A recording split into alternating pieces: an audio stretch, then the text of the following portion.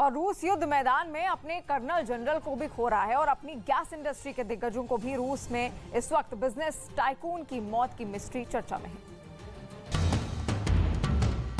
रूस के राष्ट्रपति व्लादिमीर पुतिन ने शहंशाही साबित करने के लिए ज़ेलेंस्की की बर्बादी की स्क्रिप्ट नहीं लिखी थी, लेकिन अब यह लड़ाई रूस के लिए परेशानी का सबब बन गई है।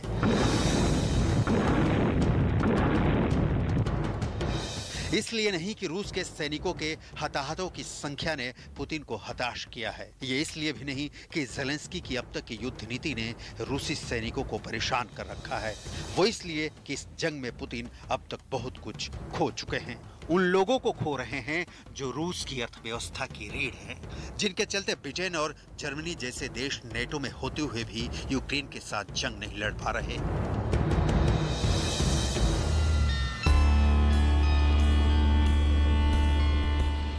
ये 5 लोगों की मौत को लेकर रूस में कई तरह की बातें चल रही हैं। 60 साल के Leonid Suleiman Gazprom gas company में बड़े पद पर थे। उनकी जब लाश मिली तो वो खून से लथपथ थे, लेकिन ये मौत मिस्ट्री बन गई, कातिल का पता नहीं चला। इसी तरह अलेक्जेंडर तुलियाकोव को उनकी प्रेमिका ने मृत पाया। जिस दिन यूक्रेन पर हमला हुआ उसके ठीक एक दिन बाद पता चला कि अलेक्जेंडर को मौत के पहले बुरी तरह पीटा गया था। व्लादिस्लाव अवावेव के साथ भी ऐसा ही हुआ। Vice president of Gazprom bank अपने पेंट हाउस में मृत मिले। यही नहीं, पत्नी एलेना और 13 साल की बच्ची मारिया भी मरी मिली। सर्गेई प्रोतोसेनिया तो स्पेन में फांसी के फंदे पर झूलते मिले। बिजनेस टाइकून मिखाइल वाटफोर्ड का शव सरे के वर्जीनिया वाटर स्थित वेंटवर्थ एस्टेट के गैराज में एक माली को मिला। इन लोगों ने खुदकुशी की या इनका मर्डर कर दिया गया। अगर मर्डर हुआ तो किसने किया और क्यों किया? अगर खुदकुशी थी तो इसके पीछे की वजह क्या है? इन पांचों में एक बात कॉमन है और वो है रूस का गैस वाला जखीरा। असल में पर्दे के सामने रूस और यूक्रेन की लड़ाई 2 महीने से चल रही है, लेकिन पर्दे के पीछे रूस और अमेरिका के नेतृत्व में पश्चिमी शक्तियों के बीच भी जंग जारी है। यहाँ लड़ाई हथियारों से नहीं बल्कि आर्थिक हथकंडों की मदद से लड़ी जा रही है।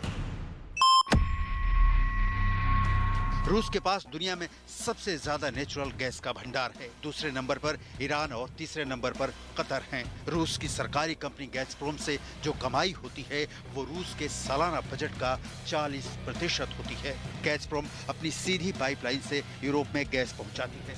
यूरोप रूसी तेल और गैस कंपनी का सबसे बड़ा बाजार है और यही यूरोपीय देश यूक्रेन के साथ खड़े नजर आ रहे हैं। पर्दे की ओट से ही सही ज़ेलेंस्की को लड़ाई के लिए हथियार भेज रहे हैं। यूरोप इस कदर रूस के गैस पर निर्भर है कि रूस अगर सप्लाई स्लो कर दे तो कई देशों की ठंड में जमने की नौबत आ जाएगी। लेकिन यूरोप तो बाद में जमेगा, पहले उस कंपनी से जुड़े लोगों की लगातार हो रही मौतों का सवाल है जो रूस के तेल और गैस का पूरा कारोबार चलाते हैं। 5 लोगों में से 2 तो उस गैज़प्रोम के ही कर्ता धर्ता थे। यहाँ रूस की 6 बड़ी कंपनियों के बारे में आपको जरूर जानना चाहिए।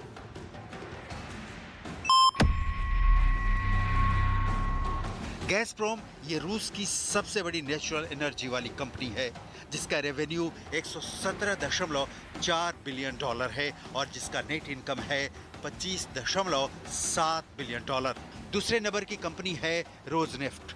111.1 बिलियन डॉलर की रेवेन्यू वाली इस कंपनी का नेट इनकम है सालाना 12 बिलियन डॉलर। नंबर 3 कंपनी का नाम है लुकवायल। 106.4 बिलियन डॉलर की रेवेन्यू और नेट इनकम 7.7 बिलियन डॉलर। रूस की चौथी सबसे बड़ी कंपनी का नाम है गैज़प्रोम नेफ्ट। 40.6 बिलियन का रेवेन्यू और net income 6.8 billion dollar. Surgut Neft gas का रेवेन्यू है 19.1 बिलियन डॉलर और नेट इनकम है 6.1 बिलियन डॉलर। नोवाटेक का रेवेन्यू है 15.7 बिलियन डॉलर और नेट इनकम है 5.9 बिलियन डॉलर।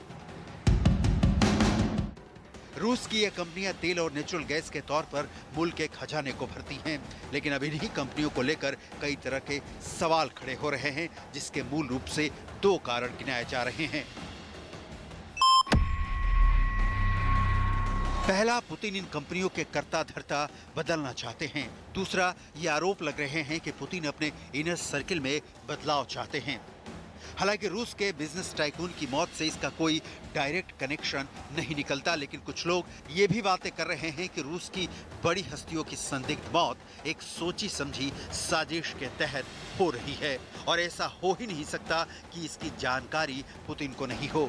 लिहाजा इन लोगों की मौत की मुकम्मल जांच होनी चाहिए, लेकिन फिलहाल तो ये शायद ही संभव हो, क्योंकि पुतिन का दिल और दिमाग यूक्रेन में ज़ेलेंस्की पर टिका है।